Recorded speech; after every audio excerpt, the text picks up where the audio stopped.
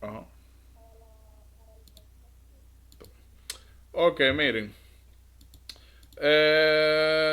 Ok, como le dije, clásico y bueno para su bienestar emocional es que lo que refiere a EKG, sobre todo cuando hablamos de arritmias en este punto, son cosas súper straightforward. Las cosas que le van a poner son súper básicas. ¿Qué es importante que usted sepa? De todas, les recomiendo que haga lo siguiente. Primero, ya ustedes saben, que sepan definir, que sepan, primero es definir qué es, en qué consiste esta arritmia. Segundo, las patologías asociadas. ¿Es una arritmia que sale de la nada? ¿Es una arritmia que tiene algún componente valvular? ¿Es una arritmia que surge por coronary artery disease o por cambios estructurales cardíacos? Eh, o condiciones, no solamente patología, condiciones, se asocia al consumo de algún tipo de sustancias, alguna droga, alcohol, fumar. Luego, ¿cómo la abordo? ¿Hay algún tipo de consideración en su tratamiento? Y luego de eso, entonces, importante, los tracing. Nuevamente, la facilidad que tienen los tracing al step 1 es que nunca le van a mezclar cosas como fuera de sitio. Siempre van a hacer tracing así mismos como esto, o sea, súper característico. Que ya luego de que tú te aprendes las características, de lejos tú lo ves y tú dices, ah, esto. Miren, atrial fibrillation. Ya nosotros vimos EKG. Vimos que un EKG normal tiene que tener su P, su Q, su R, su S, su segmento ST y T. Que debería ser más bonito, pero sí. Y P, no del tamaño de R, ¿verdad? Pero ustedes entienden la idea. Ya nos... ¿Cómo? Está muy largo y está por arriba de las líneas eléctricas, pero ustedes me entienden, eso es lo importante. El asunto es que nosotros vimos, ¿verdad? ¿Cuáles son las diferentes ondas normales? Ya nosotros mencionamos que cada vez que usted saca o le enseña un EKG, que una de las cosas que usted tiene que sacar es el intervalo RR. Entonces, ¿qué nosotros estamos viendo en AFib? Lo primero es que cuando usted ve las ondas de base, usted no sabe quién es quién. Cada vez que ustedes vean un EKG, recuerden de derivación 2 siempre la que primero van a observar, porque ahí es donde estos cambios son más prominentes. Cada vez que usted trate de ver ondas y usted solamente pueda ver parte del complejo QRS, sobre todo las R, pero usted no sepa dónde está más nada, que se vea errático, eso es atrial fibrillation. Lo primero es, aquí, como le dije, usted no sabe, usted nada más ve R, usted sabe sí dónde están las R. Usted dice, ah, mira, R, la más picuda y alta, positiva. Dos, si yo le pregunto, ¿dónde está P aquí? Le dice, no puedo ver P. Ni puedo discernir ni siquiera ese T, nada de aquí. Pero principalmente las P. Porque se supone, ¿verdad? Que según lo que habíamos hablado, antes de cada R, o sea, QRS, antes de cada complejo QRS, usted tiene que tener una P. Aquí usted está viendo parte de los QRS, pero usted no puede decir, mira, este P, este P, este P, porque está entremezclada con otras ondas. Tercero, esos son los hallazgos electrocardiográficos más importantes. Y más como, te digo, de que tú lo ves, tú dices, ok, el intervalo entre R está irregular. Fíjense, el espacio de aquí a acá es muy diferente. Vamos a ponerlo así para que se vea. Miren, el espacio entre R y R es ese. El espacio entre esta R y R es esta. El espacio entre esta R y esta es esta, más o menos. Y finalmente, entre las últimas R's es esta. Entonces, ¿qué es lo que nosotros estamos viendo? Si nosotros trazamos una línea del espacio que hay entre las R's, técnicamente todas son diferentes. Y nosotros dijimos que cuando hablábamos de ritmo, lo dividimos en dos grupos. ¿Alguien se acuerda? Dijimos que lo dividíamos en regulares e irregulares.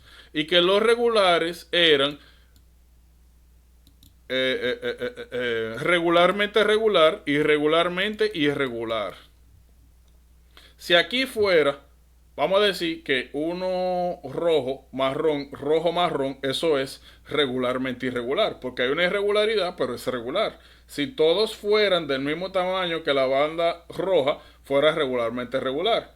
Pero aquí estamos frente a uno que es completamente irregular, donde los espacios entre R's son totalmente diferentes. No hay un patrón. Usted no puede decir que, mira, es una R grande, o sea, un espacio entre R grande, uno chiquito, uno grande, uno chiquito.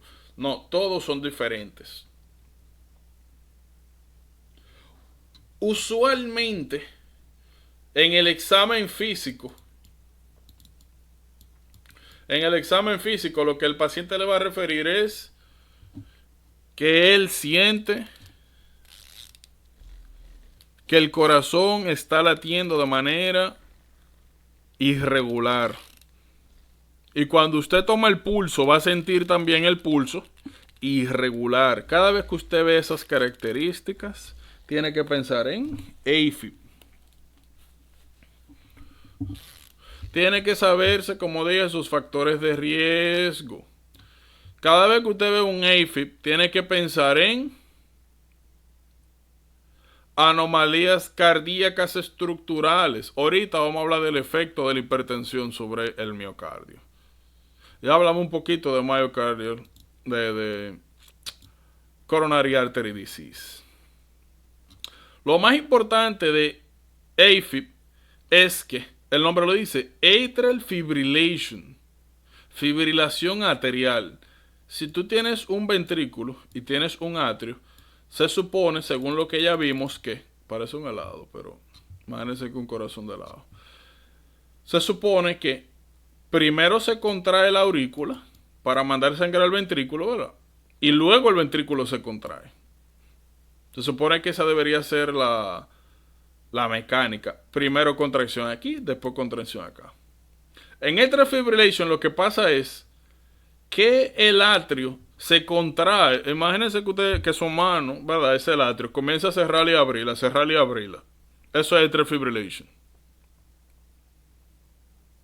El atrio comienza a contraerse de manera irregular, rápida. ¿Cuál es el problema de eso? Bueno, el primero, ya ustedes saben, comienza a dejar de llegar sangre suficiente al ventrículo, sobre todo en la fase de llenado lento, que lo mencionamos. Segundo, si yo estoy contrayendo y relajando este atrio como que la cosa es de mentira, voy a crear un flujo turbulento. Y flujo turbulento es igual a trombo. Puedo crear trombos aquí. Y si creo un trombo en el atrio izquierdo, y ese trombo pasa al ventrículo y del ventrículo a la aorta, ya ustedes saben que ¿para dónde va eso? Sistema nervioso central. Stroke. Entonces eso te puede dar un stroke tromboembólico. Busca en el corazón. Por ende, si el problema es la formación de trombo, ustedes no se pueden sorprender de que parte del tratamiento sea anticoagulación para evitar que se formen trombos. Bien. ¿Qué es importante de aquí?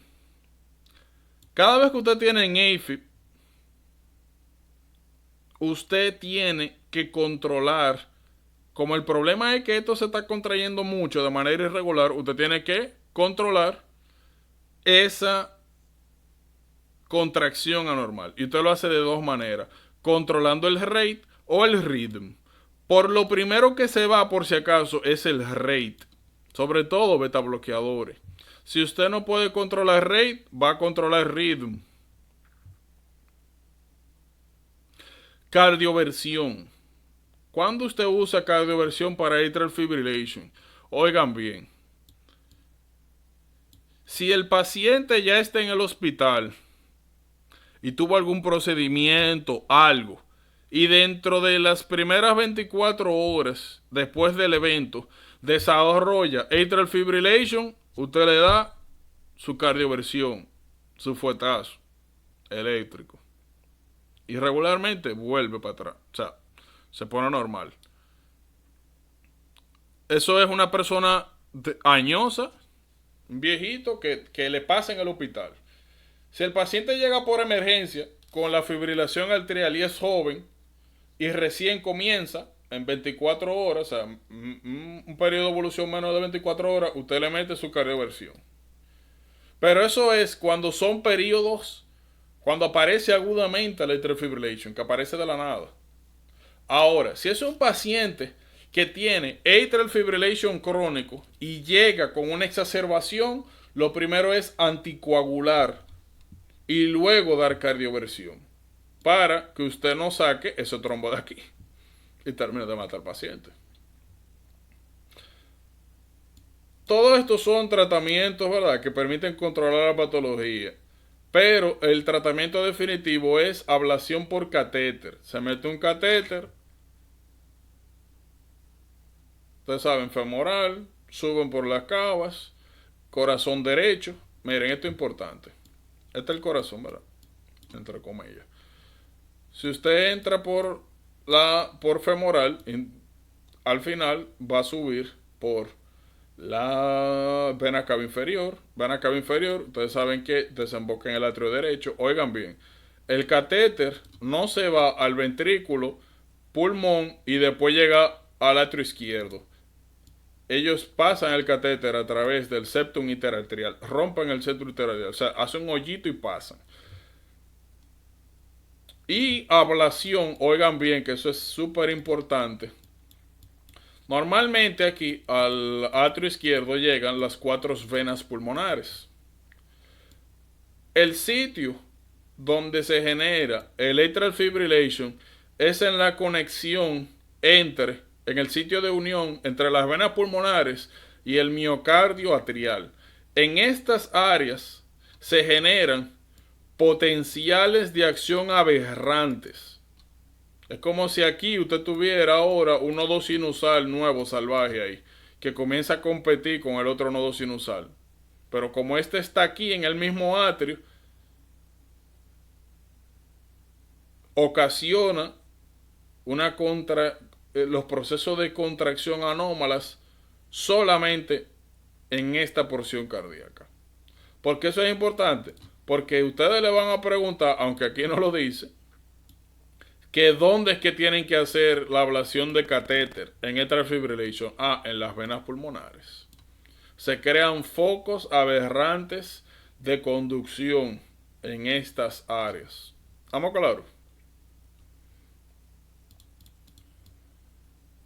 Pregunta clásica.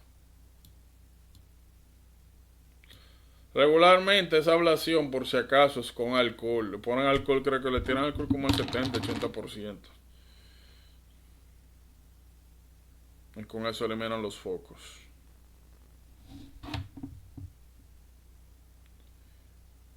¿Dudas?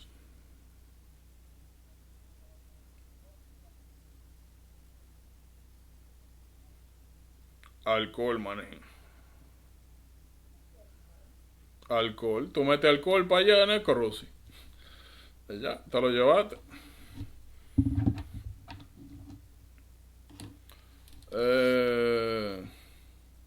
Tú puedes electrocaracterizar, pero regularmente con alcohol el 70-80%. Un chin de alcohol ahí, y ya, se acabó el relajo. Y ese naturalmente el tratamiento definitivo. Si tú quitas el foco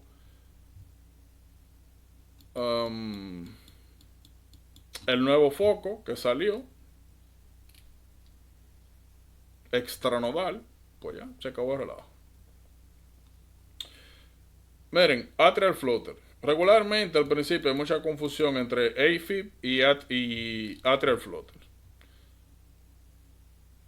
Fíjense, la diferencia mayor entre una y otro es cuando usted ve las R's. Eso es lo primero. El ritmo en atrial flutter es regular. El espacio entre R siempre igual. Mientras que en atrial fibrillation el espacio entre R es regularmente irregular. Perdón, irregularmente regular.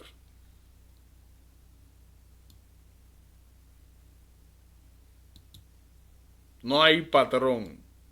Aquí sí hay patrón, todo está bien normal. Cuando usted baja a las otras ondas, ¿qué es lo que vemos? El llamado sawtooth, míralo aquí, appearance, sawtooth pattern. Ustedes saben lo que es un sawtooth, eso es una sierra. Cada vez que ustedes vean el patrón de sierra, que excelente. Bueno, acá, ¿cómo que se llama? Wood. Dios mío. Bueno, eso podría funcionar mejor. Bueno, míralo aquí, patrón de cierre. Cerrado. Bueno, mira, no me encantan estas imágenes. Mira, este se ve mejor. Mírenlo ahí. Patrón cerrado. Mírenlo ahí. Lo utilizan generalmente para cortar madera. Patrón cerrado. Cada vez que usted ve un EKG con el patrón de sierra, ya ustedes saben que eso es flutter. ¿Cuál es la ventaja de flutter?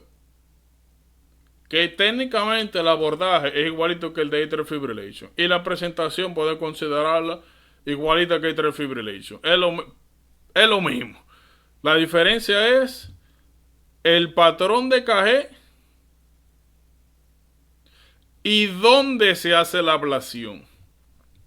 Aquí en atrial fibrillation dijimos que era en donde desembocan las venas pulmonares. Aquí nosotros estamos viendo que es si nosotros ponemos corazón, ¿verdad? Y lo dividimos y ponemos que aquí llega la vena cava superior y aquí la vena cava inferior. Aquí, ¿verdad? Dijimos venas pulmonares. Ya nosotros sabemos que la ablación en AFib se hace aquí, en esas regiones. Ya nosotros sabemos que más o menos por esta región es donde se hace la ablación en atrial flutter. Cerca de, entre la vena cava inferior y el ánulo, realmente sería más así, el ánulo de la válvula tricuspidia. Fíjense, la patología nuevamente se tratan igual, tienen presentaciones igual, pero el EKG es diferente y el sitio de ablación es diferente. Aquí atrial fibrillation, aquí atrial flutter. Fuera de eso, la misma cosa. ¿Estamos claros? Miren, ventricular fibrillation. Ustedes van a ver dos casos en los cuales ustedes literalmente no van a poder discernir nada. Ustedes lo que van a ver un garabato.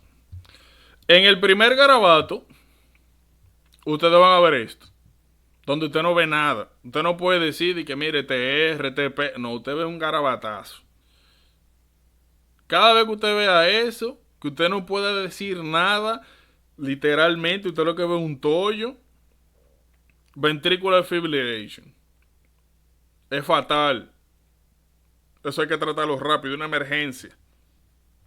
Regularmente ventricular fibrillation, ustedes lo van a ver es post myocardial infarction. Cada vez que ustedes vean a una gente que le dio un infarto, llegó y le pusieron un EKG donde no se ve nada, considérelo ventricular fibrillation. Hay que tratarlo de una vez. Antiarrítmicos. Principalmente el lidocaína, es el clásico que se utiliza. No me preocupen cómo hablar de antiarrítmicos.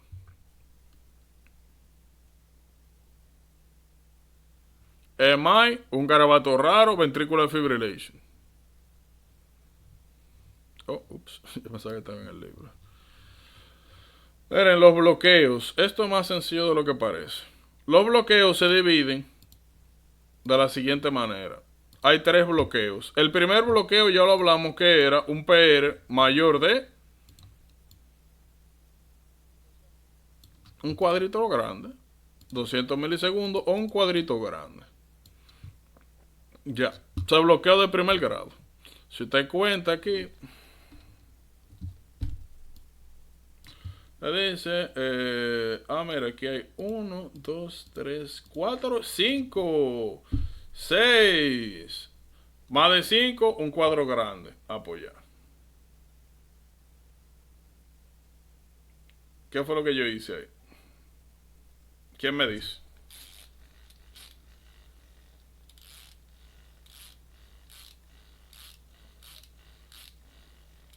Del segmento, no del intervalo. Aquí estamos midiendo es intervalo. Bien, recuerden que hay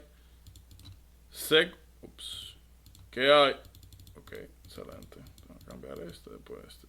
Que hay segmento, intervalo. Señores, no me están atendiendo la vaina. Y no me digan que hay caja diferente. Sí, yo sé, yo bromando. Esto es. No se preocupen, que todos van a tener igual su burden de esto. El problema más grande con First Degree es encontrarlo. Cada vez, como yo le dije, cada vez que ustedes que vean un EKG, tienen que tener un esquema mental de cómo lo van a apuntar. ¿Qué van a buscar primero? Yo le dije, lo mencioné, busquen las ondas, busquen APR, busquen entre el intervalo entre R's. Fíjense si se ve siempre la P. Fíjense si le falta alguna onda. Fíjense si Q está rara. Si ST está elevado, si está disminuido.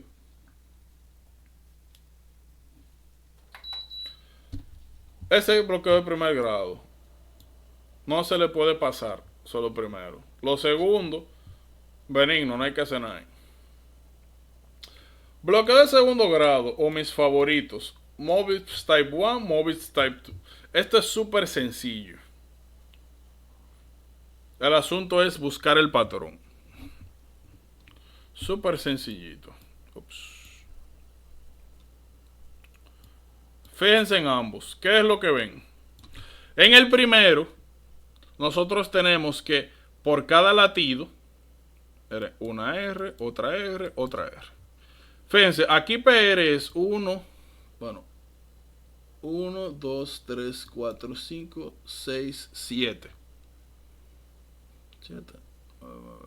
1, 2, 3, 4, 5, 6. Sí, mira, aquí hay 6. Vamos a ver aquí. 1, 2, 3, 4, 5, 6, 7, 8, 9, 10. Aquí hay 10. Y aquí es 1, 2, 3, 4, 5, 6, 7, 8, 9, 10 y un chin.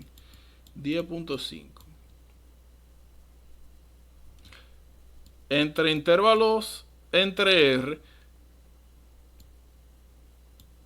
el intervalo PR va aumentando cada vez hasta que tú tienes una onda P. Miren onda P aquí.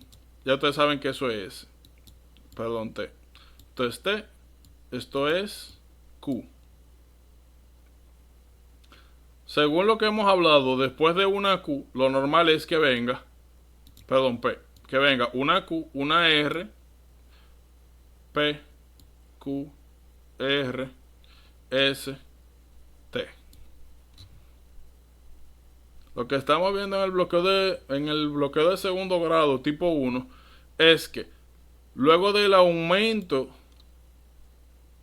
de los PR en cada latido, entre cada R, tenemos una P en el cual no sigue el complejo QRS.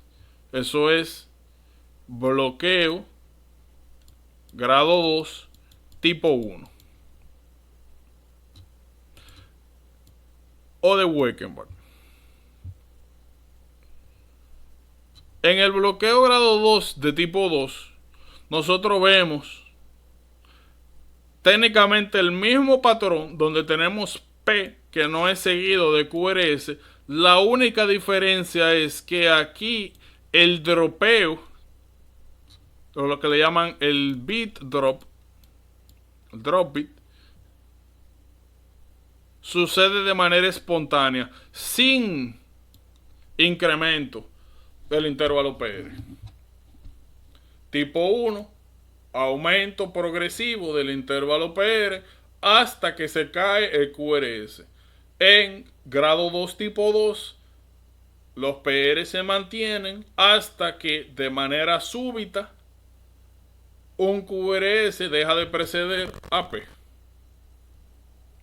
¿Estamos claros?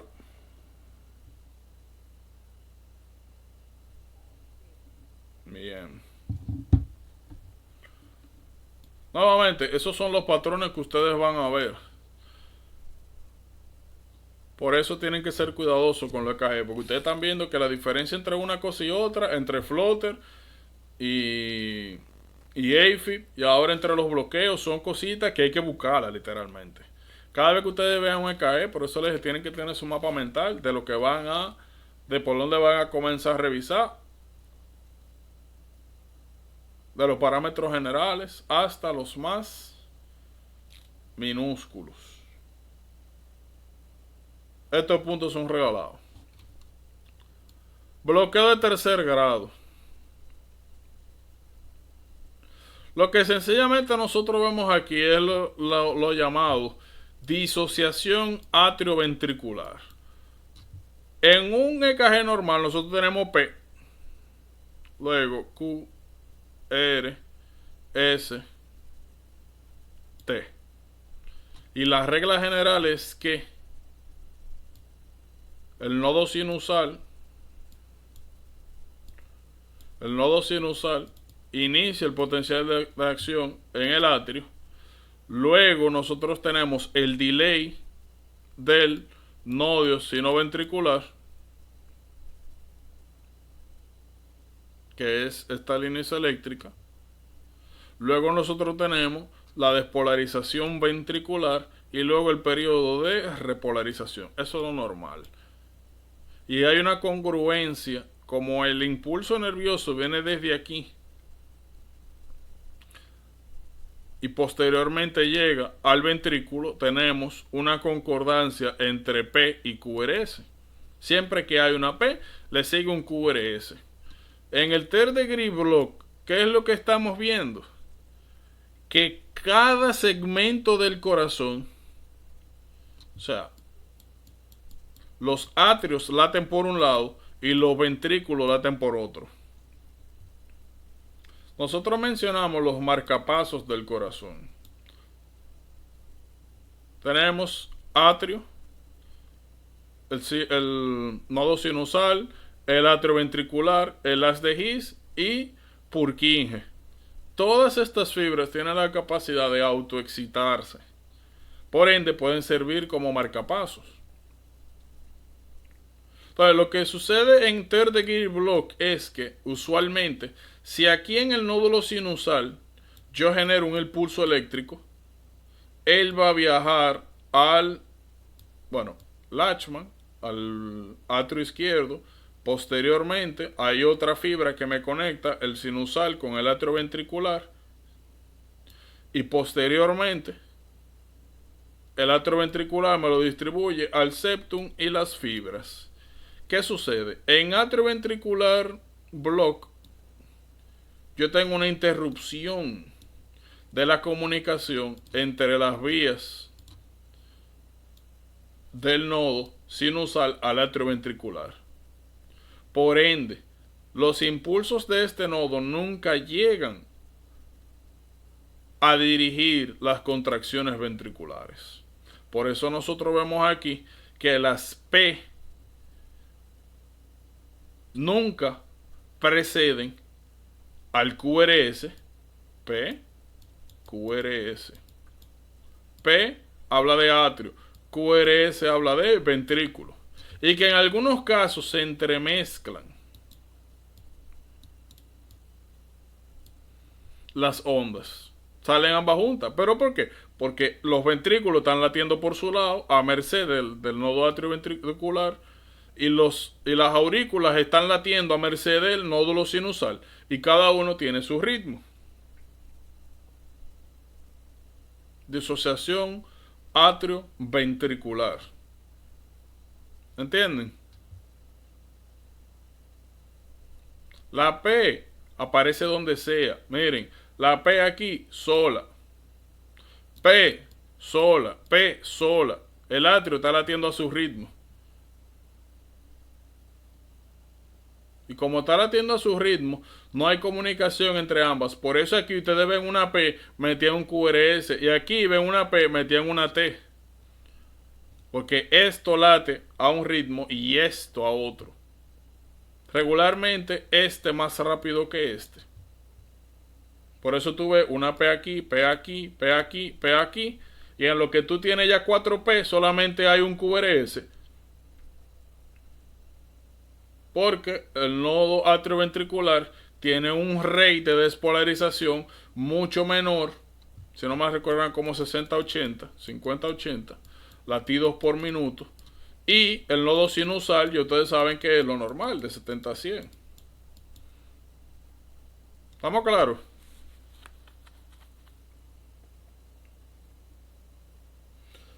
¿Cuál era el tratamiento de Lyme?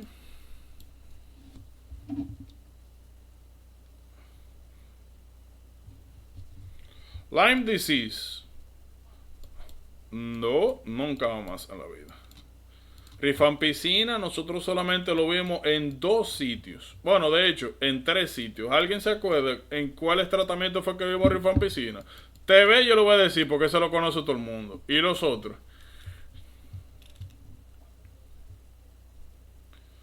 Específicamente en un momento. Profilaxis cuando hay meningitis por Haemophilus influenzae. En profilaxis. La diferencia es que en Neisseria, aparte de usar rifampicina, tú puedes utilizar ciprofloxacina y ceftriaxona. Entonces, en Lyme, ¿qué es lo que usamos? Fíjense que puse varios casos. No. No. Pero, ok. Oye la pregunta. Oigan la pregunta. ¿Cuál es el tratamiento de enfermedad de Lyme? Eso es tetraciclina, o sea, doxiciclina. Ahora bien, el tratamiento cambia dependiendo de algunas cosas. Por ejemplo, si es una embarazada donde las tetraciclinas están contraindicadas, ya tú no das doxiciclina, sino que das ampicilin, amox. Amoxicilina tú puedes dar a una embarazada para evitar doxiciclina, que es tóxico. Embarazada.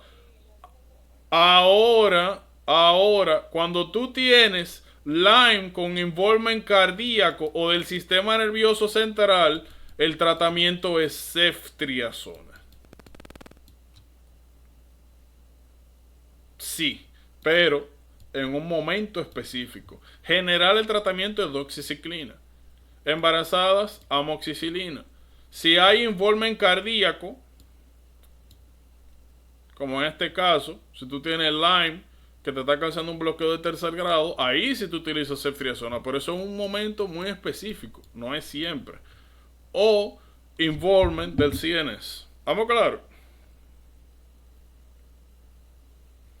No es lo mismo que yo te pregunte cuál es el tratamiento de Lyme a que te pregunte cuál es el tratamiento de myocarditis by Lyme. Ahí te cambia. Esas son una de las cosas que van a ver. Por eso tienen que saber en qué momento se usa cada uno.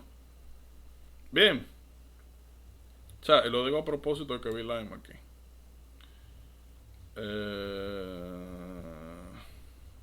Está bien. Eso yo le dije, es el cuadro que está allá arriba. Lo único que aquí tiene el componente patológico. Yo le dije ya, tienen que aprenderse las semanas y qué ocurre. Fuera de eso, ahí no hay ciencia. Micro 2. Esto ya nosotros lo hablamos. Miren, miocardiopatías. Las miocardiopatías se dividen Dios mío. Bueno, vamos por partes. Las principales son tres, pero las principales son dos. Miocardiopatía hipertrófica, miocardiopatía dilatada. Está restrictivo, pero miocardiopatía restrictiva, estas son las más comunes. Vamos a hablar de restrictiva en un momento. Miren, miocardiopatía dilatada. Fíjense la diferencia entre los dos ventrículos. Aquí tenemos menos músculo que aquí, pero la cavidad es más grande. Cuando la miocardiopatía dilatada pierde su compensación, eso se convierte en insuficiencia cardíaca congestiva. Cada vez que ustedes vean miocardiopatía dilatada, tienen que pensar principalmente en un aumento crónico del preload, porque esto es una adaptación para manejar volumen. Se dilata el ventrículo por tener el preload aumentado de manera crónica. Bien. ¿Vamos claro? ¿Entienden eso?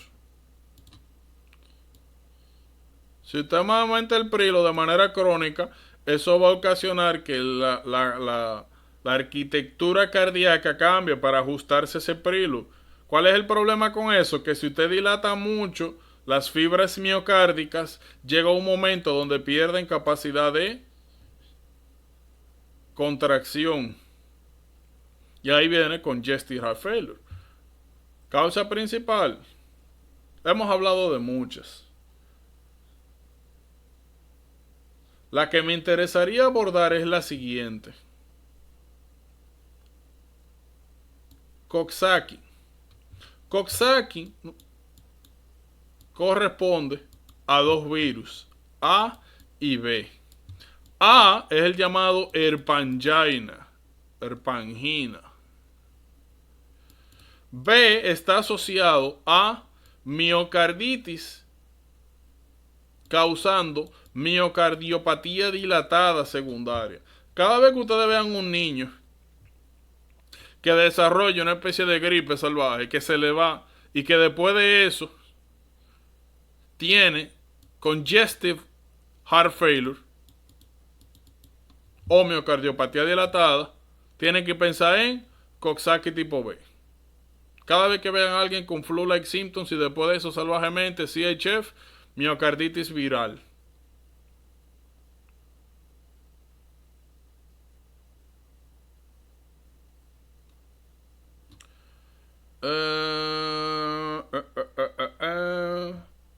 Naturalmente, como dije, si esta adaptación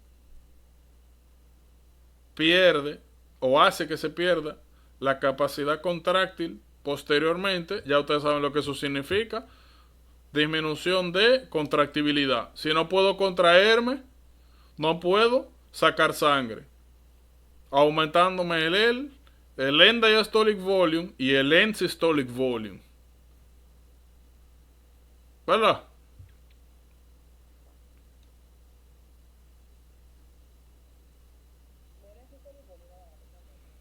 Los dos. Porque si tú estás perdiendo, si tú tienes más cavidad, más end systolic volume, ¿verdad? Ahora, si tú pierdes capacidad contráctil, el end systolic volume también aumenta, porque si tú dejas de inyectar sangre, se queda en el ventrículo aumentando ese volumen. Al final aumentan ambos. Fíjense, miocardiopatía hipertrófica. Aquí estamos viendo que el ventrículo está engrosado y miren el lumen cómo está, pequeñito. ¿Qué significa? Que este ventrículo tiene mucha capacidad de eyección, pero poca capacidad diastólica. Aquí hay mucha fuerza para sacar, pero es poca sangre la que llega. ¿De quién? tú puedes mencionar, tú puedes decir la complianza. La complianza es lo que permite, es una medida de distensibilidad. En pocas palabras, aquí la sangre que llega no tiene la fuerza suficiente para abrir el ventrículo, para aumentar el volumen diastólico final. Y ese es el problema de aquí. Tú tienes mucha capacidad de vencer afterload, pero como no puede, el preload disminuye porque tú no puedes tener mucha sangre aquí. Entonces, esto es un problema que se da por un aumento del afterload crónico. Si tú tienes, por ejemplo, aórtica estenosis o hipertensión no controlada crónica, ¿qué pasa con el ventrículo? Es un músculo. Si tiene que vencer más presión crónicamente, ¿qué pasa? Se hipertrofia. ¿Cuál es el problema cuando se hipertrofia? Bueno, ahora sí puedo sacar la sangre, pero me va a llegar menos volumen, menos preload, porque tengo menos espacio. Entonces, es un cogideja. Exacto, entonces esto es un problema sistólico de contracción y esto es un problema diastólico. Aquí tú no puedes llenar, aquí tú llenas demasiado pero no puedes sacar. Por eso nosotros tenemos, ajá,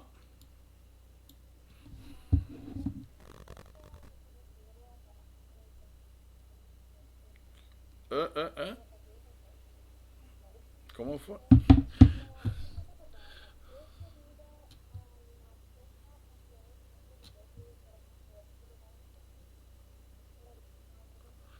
Repite la pregunta,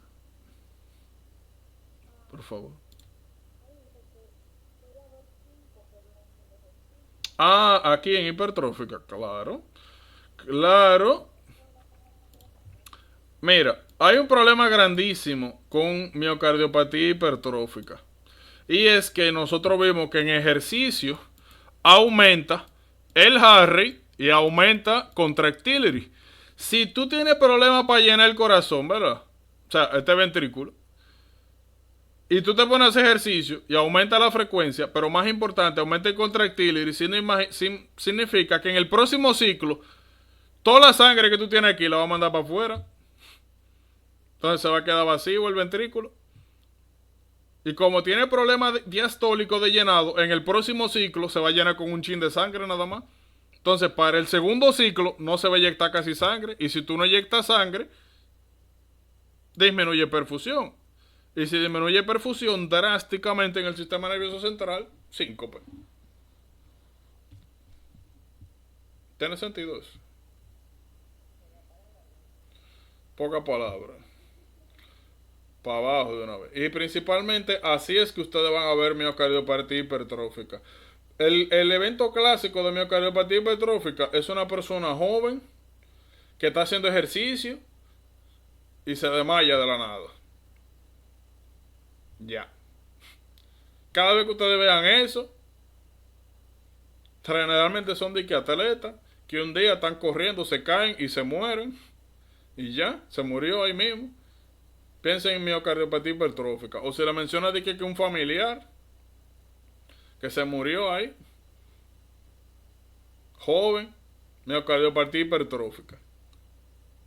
Esto, fíjense, yo mencioné afterload porque es la causa principal general. Aumento de afterload crónico causa hipertrofia de estas fibras. Pero hay una que fue la que mencioné ahora en caso de personas jóvenes. Tiene que pensar en la hereditaria, que posiblemente sea la más común que ustedes encuentren cuando estudien, cuando hagan Uber.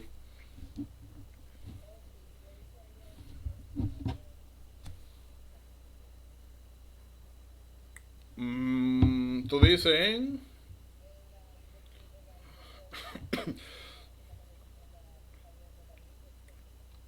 single point.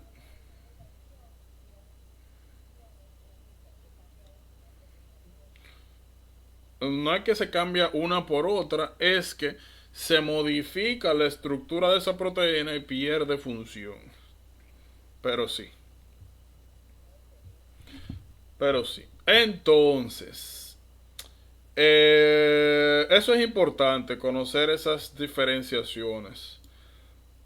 Como vamos a tener causas diferentes, presentaciones diferentes. Aquí tú puedes tener síncope también, pero la manifestación principal es disnea. Disnea, tú pierdes capacidad de eyección, tú no puedes hacer nada sin cansarte rápido de una vez.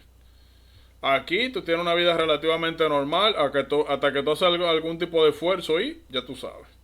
Síncope. Sacaste toda la sangre, no se llenó bien para el próximo y se embromó la cosa. Cuando ustedes tienen miocardiopatía hipertrófica, hay algo interesante en la causa hereditaria. Déjenme enseñar una foto. Hereditary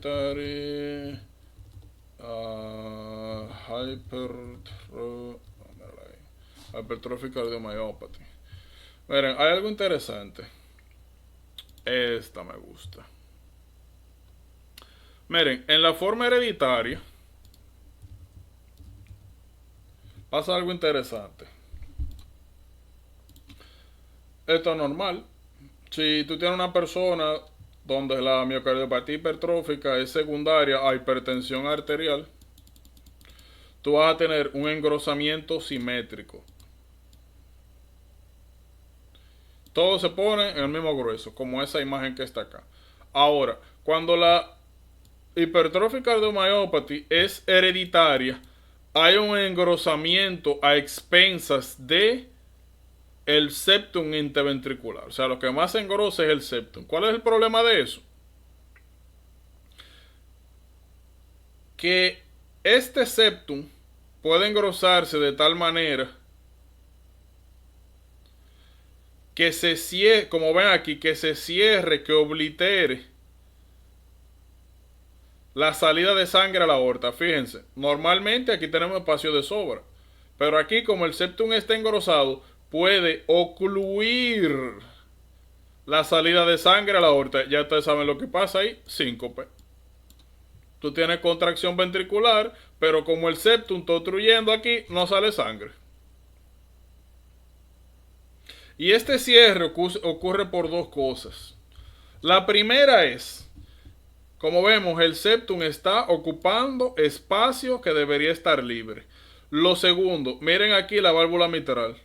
La válvula mitral, cuando se abre, puede pegarse al septum y ocasionar un bloqueo transitorio. Eso se llama Venturi effect, efecto de Venturi, que es una de las causas de síncope en miocardiopatía hipertrófica hereditaria.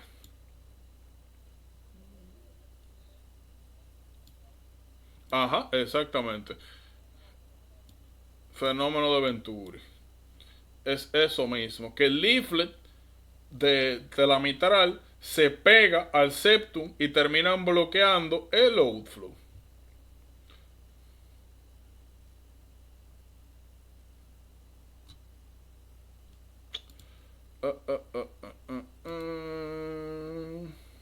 Ajá.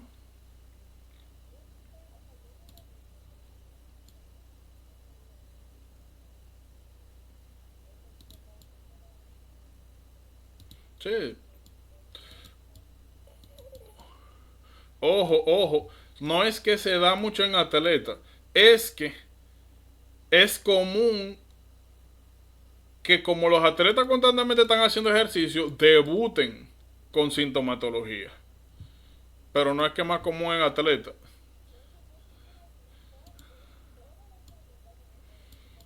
Yo le dije, esa es la pregunta clásica. Yo le dije, miocardiopatía hipertrófica hereditaria, siempre le van a poner un atleta que está haciendo ejercicio y que se cayó y se murió. Ay, ¿qué fue lo que pasó? Pero no es que está asociado con atletas directamente. Es que como ellos constantemente están haciendo ejercicio, presentan la patología más que uno que está sentado en su casa haciendo nada. No, no. No, no, no, no. Pues sí. Miren, restrictive cardiomyopathy entra dentro de las cardiopatías, pero es para mí es una clase especial. Es la que menos ustedes van a ver. Porque es como la más salvaje. Fíjense. Regularmente se confunde mucho miocardiopatía hipertrófica con restrictiva. Comparten algo, pero las causas son diferentes. Miren, el nombre lo dice, restrictiva. Imagínense que ustedes tienen este corazón, ¿verdad? Ustedes tienen este corazón. Este corazón de acá, lo que tiene es, la miocardiopatía que desarrolla es hipertrófica. Se pone grueso el miocardio. Bueno, principalmente el izquierdo, pero se pone grueso, ¿verdad? Y si se engrosa, aumenta el tamaño del corazón. En miocardiopatía restrictiva, lo que sucede es que el miocardio es infiltrado regularmente por dos cosas. O amiloide o... Y en amiloide ustedes van a ver amiloidosis, sarcoidosis. En la 12 se acumula amiloide. Y la otra es, cuando hablemos de hemocromatosis, vamos a ver que hemocromatosis causa daño por radical libre. Y daño por radical libre en el corazón es igual a fibrosis.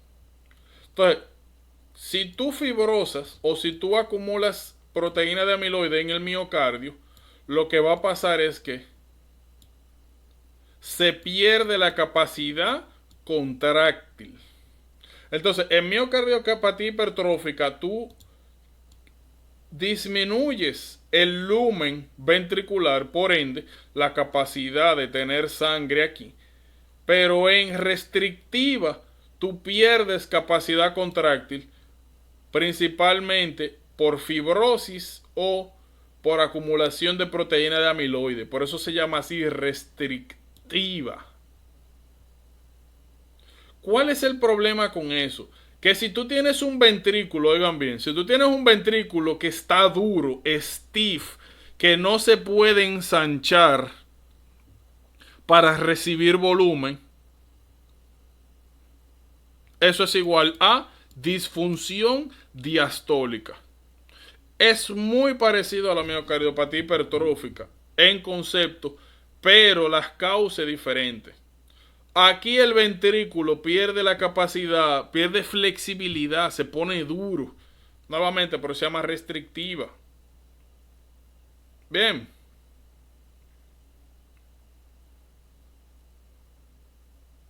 Más o menos entienden.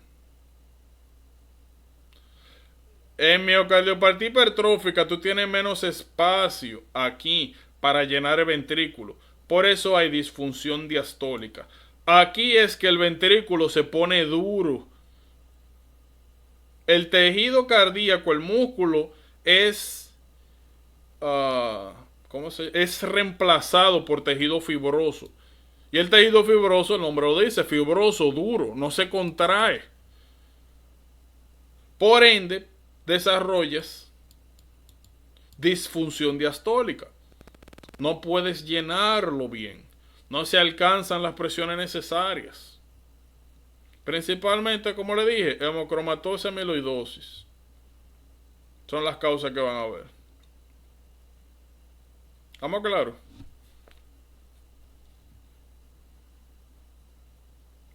No se me pueden confundir, que esto siempre es un asunto de confusión. Porque los dos son diastólicas, pero es el asunto de que se desarrolla es la causa.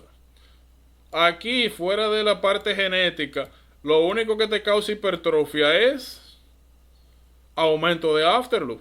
Hipertensión crónica no manejada. Eso es lo que te causa no manejarte la presión a largo plazo.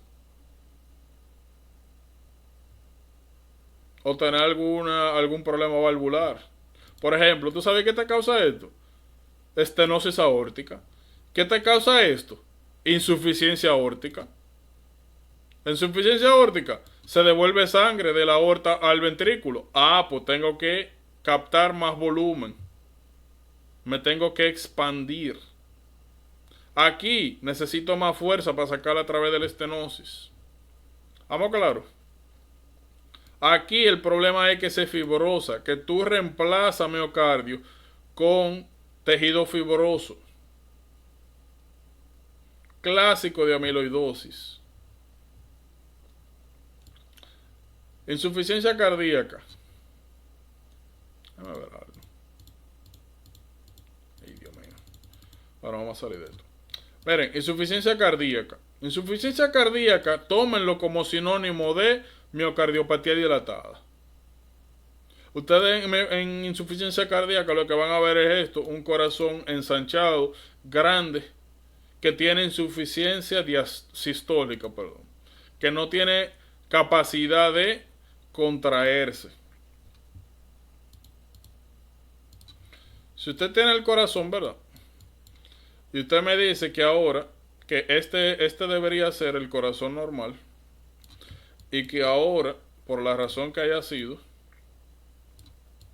el corazón aumenta sus cavidades, el tamaño de sus cavidades, y en este caso, la cavidad, la más afectada es el ventrículo izquierdo. ¿Qué estamos viendo aquí? Aquí hay más espacio, pero hay menos capacidad contráctil. Está más thin, más delgado el músculo. Pasó de esto a esto. ¿Cuál es el problema con esto? Que si yo pierdo la capacidad de sacar sangre, de contractibilidad, desarrollo disfunción sistólica.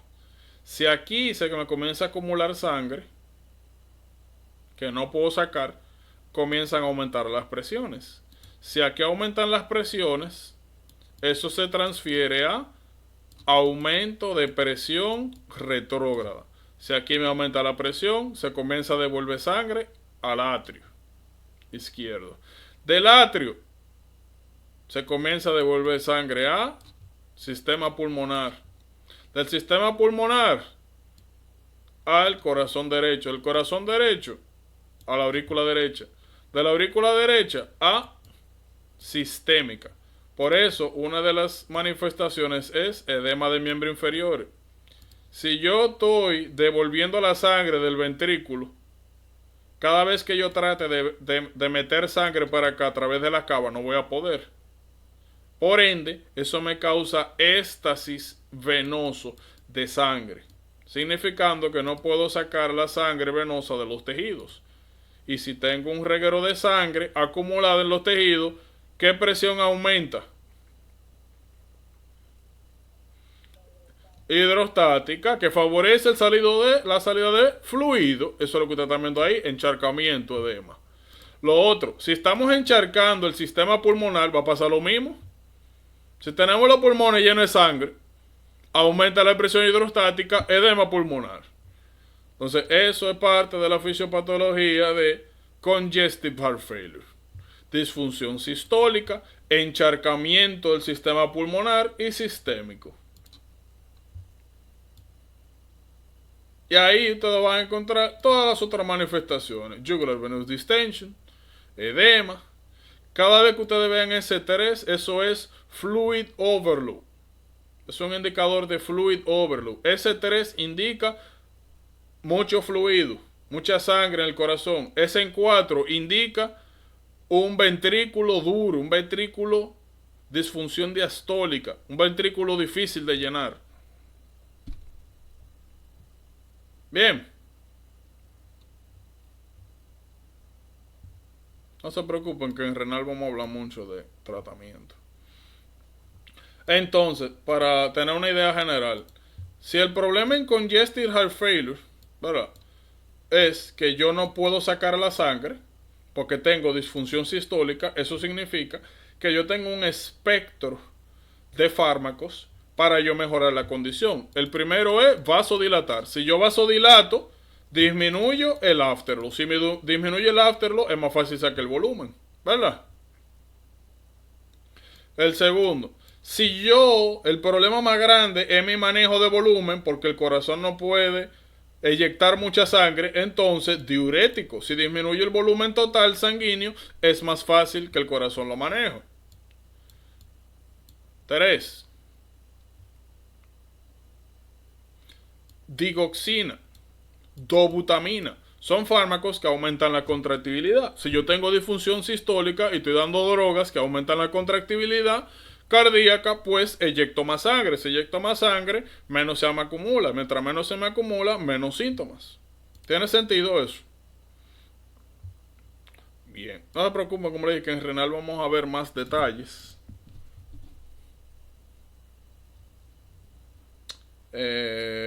Vamos a ver más detalles del abordaje. Porque aquí la mayoría tiene un efecto renal. Y aparte de que tiene un efecto renal, el componente renal es muy importante, como vamos a ver aquí.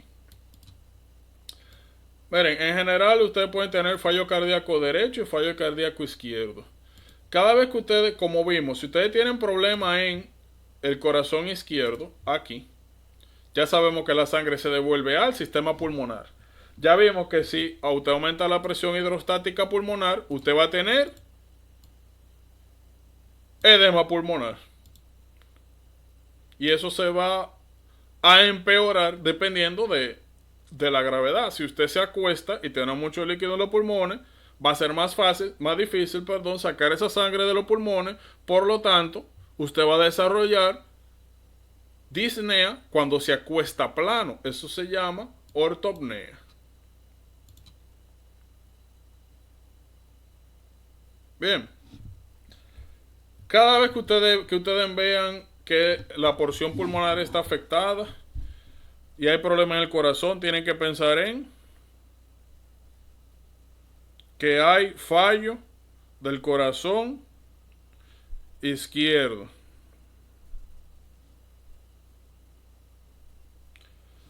Corazón derecho. Nosotros ya vimos también que el corazón derecho se conecta directamente con el izquierdo, se conecta con los pulmones, el derecho con sistémico. Por ende, si tú tienes fallo derecho, ¿quiénes son los que se van a afectar? Pues el sistema de las cavas. Aquí nosotros se supone que aquí llega la vena cava superior, ¿verdad? Que drena cabeza, cuello y limbs superiores.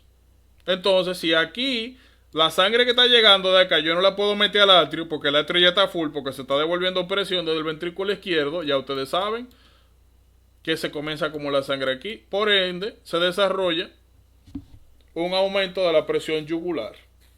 Que eso fue una foto que le mandé en estos días.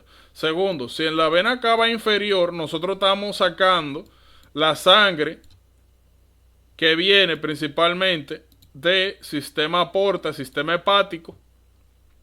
Si yo tengo estas presiones aumentadas y al contrario, la sangre se me está devolviendo, entonces voy a tener encharcamiento de los miembros inferiores y del sistema porta. Y en el medio del sistema hepático. Por ende voy a desarrollar ingurgitación veno-yugular, hepato-yugular. Eso significa que como el aumento de las presiones del sistema de la cava inferior está afectado, si yo presiono el hígado, voy a aumentar el retorno venoso y eso se va a evidenciar con un aumento de las presiones venosas. No se preocupen que lo vamos a ver más adelante eso.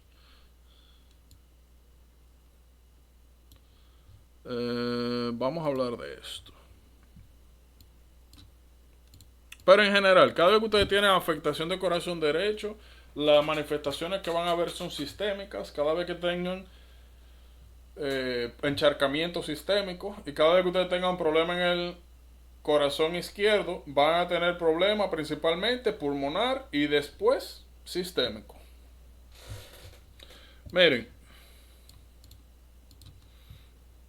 lo que ustedes están viendo aquí es la fisiopatología de congestive heart failure. Y ahora no vamos a hablar de eso porque miren,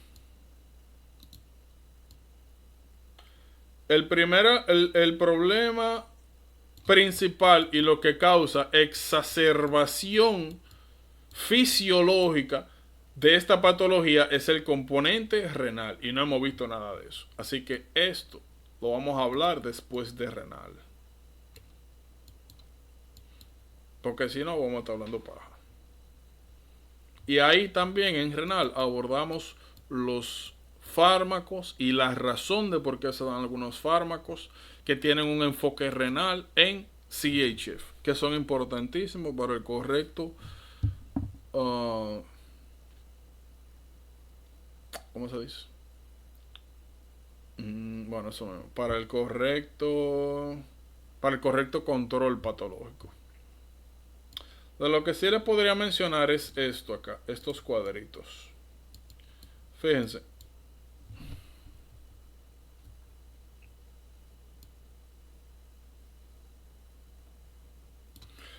Miren, lo primero es esto.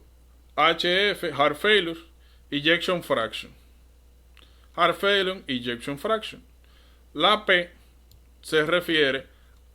Bueno, en Heart Failure nosotros tenemos dos estados. Está el preservado y el no preservado.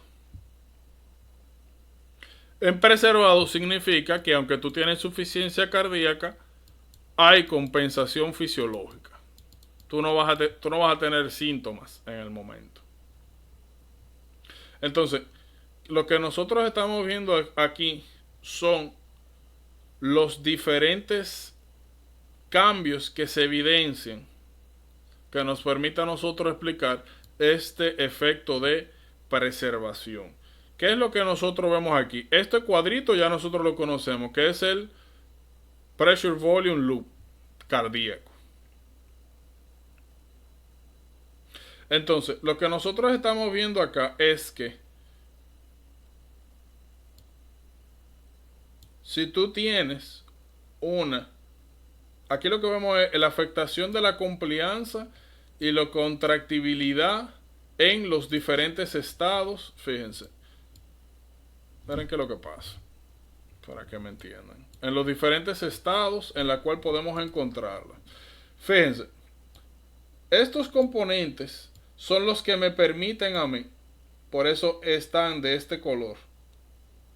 O sea, este moradito es de este moradito de acá. Hay diferentes sistemas, como les dije, fisiológicos, que nos permiten a nosotros mantener, preservar la función cardíaca normal cuando hay insuficiencia cardíaca.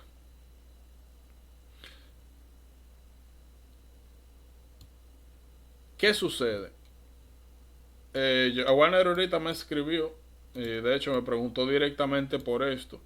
El detalle es que, nuevamente, hasta que no veamos renal, no podemos establecer causalidad o que vamos a estar incompletos.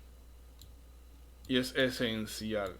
Que sí me interesa que sepan que nosotros modificando, que miren, cuando tenemos la fracción de eyección comprometida, como mencioné anteriormente, el problema mayor es que tenemos una disminución de la contractibilidad. Eso sí me interesa que lo conozcan. Fíjense, la línea negra es lo normal. Miren, línea negra, normal. Línea negra, normal. Si nosotros tenemos una disminución de la contractibilidad, ¿qué pasa con los volúmenes?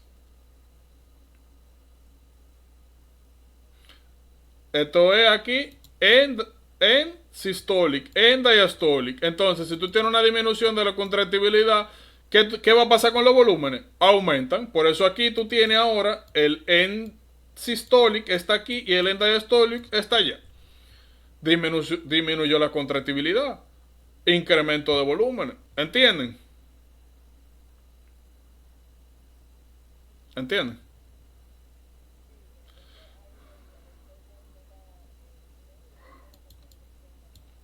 En esencia. Sin embargo, voy a tener aumento de las presiones. Pero ese aumento de las presiones es expensa de volumen. Más volumen, más presión. Bien. Entonces, ¿qué es lo que nosotros estamos viendo aquí? Cuando estos sistemas entran en juego, yo puedo jugar con la complianza. Y disminuyendo la complianza cardíaca, yo puedo restablecer, entre comillas, y de manera provisional, la función cardíaca, o mejor dicho, normalizarla. Pero nuevamente, esto lo vamos a discutir mejor en renal. De cómo nosotros podemos compensar la falta de contractibilidad disminuyendo la complianza. Y es algo sencillo. Si tú disminuyes la complianza, ¿qué pasa con las presiones? Aumentan. Menos complianza, más presión. Más presión, si generas más presión, pues sencillamente más fácil se te hace eyectar. Sencillo como eso.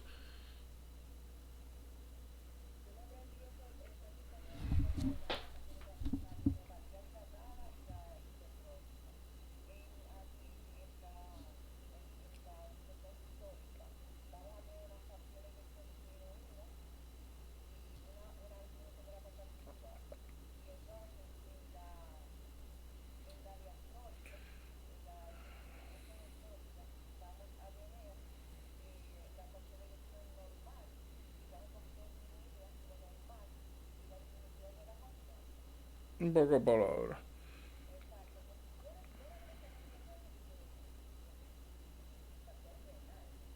Vamos para allá.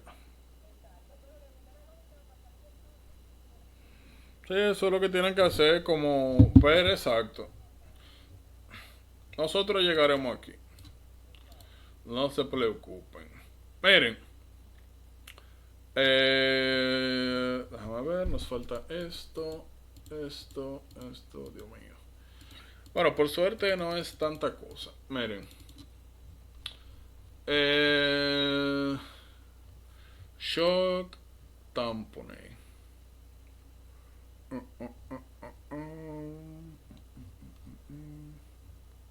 Ok, miren, mañana vamos a hacer algo interesante. Oigan bien, nos voy a necesitar naturalmente que estén aquí a las 8 rayando. Léanse bien, yo voy a puntualizar aquí, voy a puntualizar acá. De hecho, si ustedes quieren, vamos a hacer algo. Mañana, bueno, yo no sé porque me parece que Rosana llega rayando. Bueno, dame un segundito. ¿Cómo? Bueno, yo le iba a decir era que comenzáramos por lo menos 15 minutos un poquito más temprano. Ah, bueno, pues está bien. Eso es lo que vamos a hacer. Léanse bien lo que falta de cardio. Vamos a comenzar entonces mañana a las 7:45. Ahí nos ponemos, terminamos con cardio, porque realmente esto es explicar algunas cositas. Y ya con eso acabamos y entramos a endocrino. Entonces, ¿alguien no puede? Ajá. ¿Qué?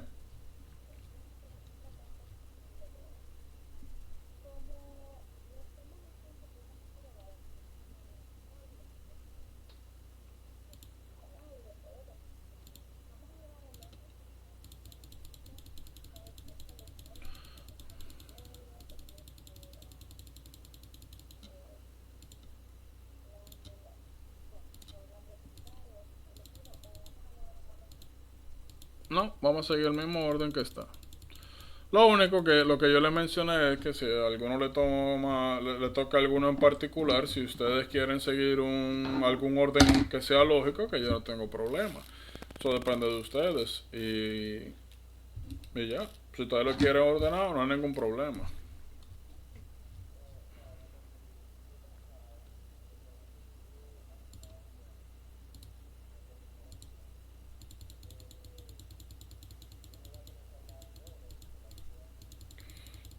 Oh, eso es lo que estoy diciendo, que pueden seguir el orden de acá o pueden ustedes pegarlo todo como ustedes lo dé la gana. O sea, como quieran.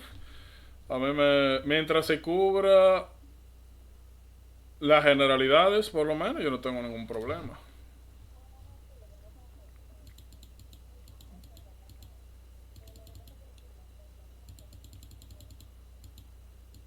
Ok.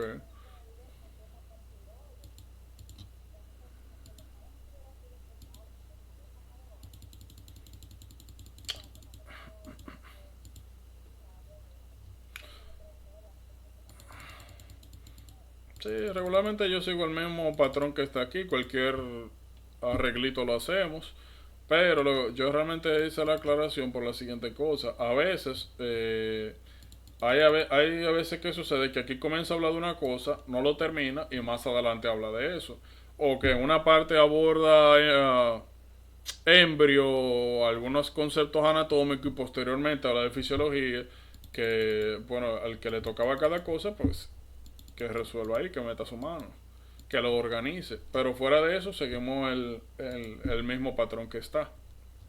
Aunque entiendo lo que dices de que naturalmente si vamos a hablar de un eje, eh, lo normal sería comenzar desde arriba, si uno tiene una idea. Pero como aquí la mayoría estudia medicina y realmente son loops, son ejes, o sea, son círculos. Cuando tú estás hablando de cosas que son un círculo, realmente tú puedes decir mejor comenzar por aquí o por aquí, pero como un círculo, al final uno llega. Por eso en endocrino no me preocupa tanto. No siento que me tengo que cuidar tanto como aquí en cardio, por ejemplo, en otros temas. Miren, una cosita. Eh, con respecto a shock. Shock realmente, si ustedes lo ven de manera general, es sencillamente entender, saber dónde está el problema en el sistema cardiovascular y deducir por fisiología qué sube y qué aumenta. Ya. Eso no... Las causas las vamos a ir viendo. Hay muchísimas causas. La única que ni siquiera hemos visto, sino que hemos visto causa directamente shock distributivo.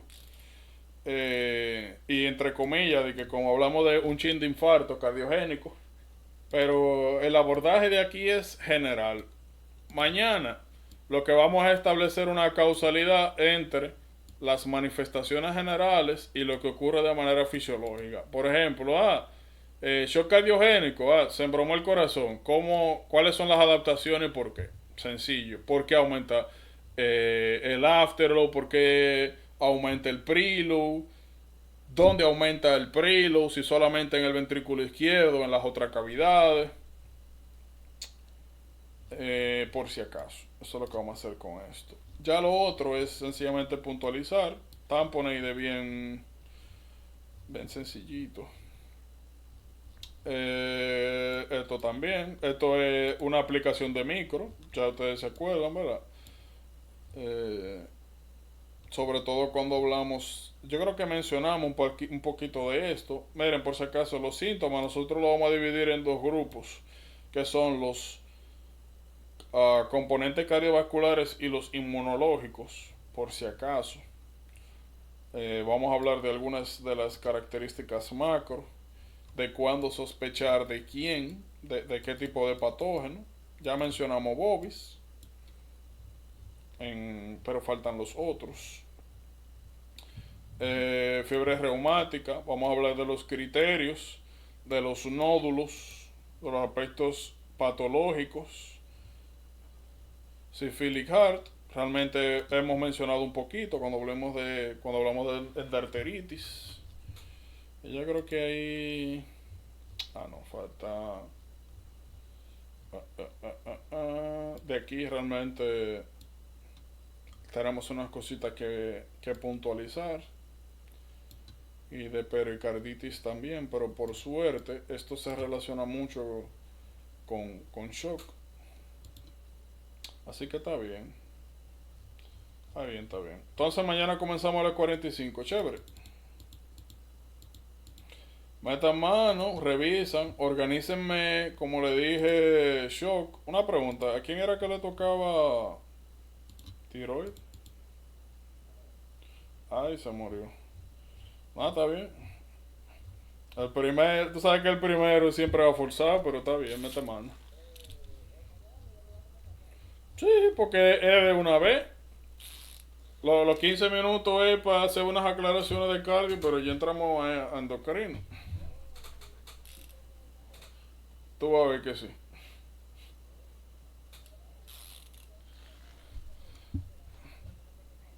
Sí, son 3 páginas. Todo lo que le digo, o sea, eso. Y la mayoría de las cosas de ahí es puntualizar, porque, como le dije, pericarditis, tamponade, fiebre reumática, endocarditis, eso son aspectos patológicos generales que hay que leer y sabérselo y ya. Yo lo que le voy a puntualizar con cosas. De lo que sí quizás vamos a hablar un poquito más extenso de shock, que vamos a hacer algunas aclaraciones de los procesos, pero después de eso es plano. Chévere. Ah, señora, metan mano, déjenme subir esto de una vez.